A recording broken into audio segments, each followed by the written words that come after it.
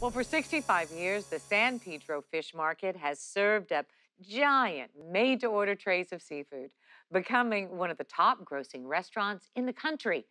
But this family owned business has plans to move to a new location. And just like their famous seafood trays, they're thinking big.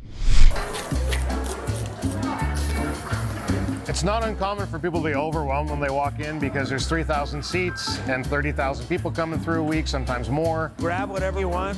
Tilapia, I mean, you're looking for that, obviously.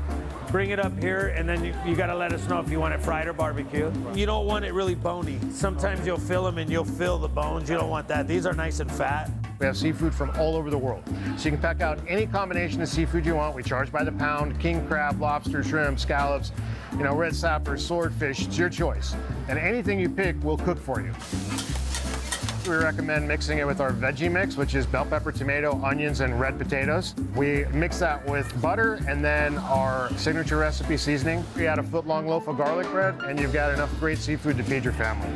Brought my family out here from Louisiana. They were impressed. They come from one of the leading seafood capitals in the world. And when you can impress those guys, man, you know you're doing something. It's unique.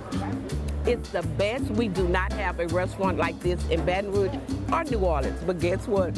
We will copy this. This is the best. Busy day, Miguel? Yes, sir. Like every day recently? San Pedro Fish Market has been family owned and operated since my grandfather started our first location back in 1956. And that little 200 square foot shop selling seafood out of stainless steel cases eventually moved down here to the waterfront.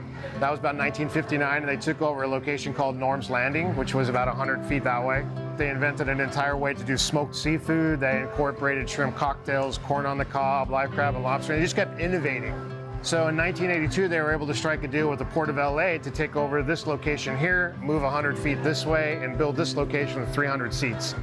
We started to notice people were coming in and telling us, I used to come here with my dad when I was a kid.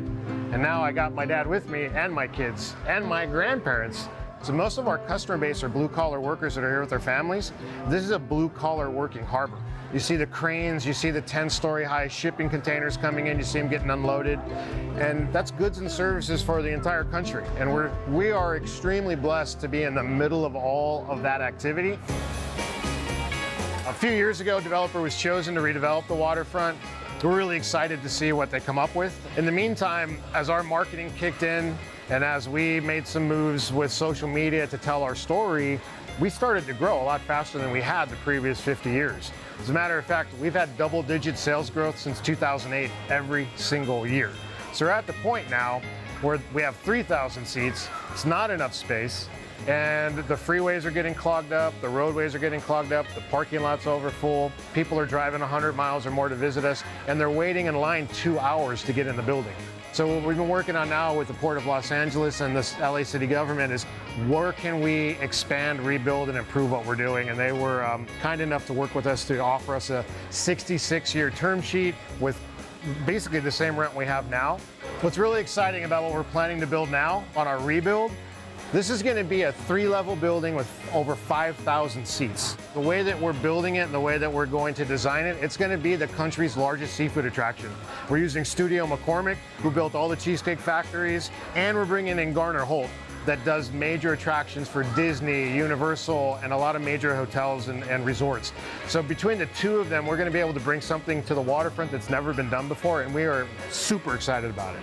So it's a huge contrast between we had nothing,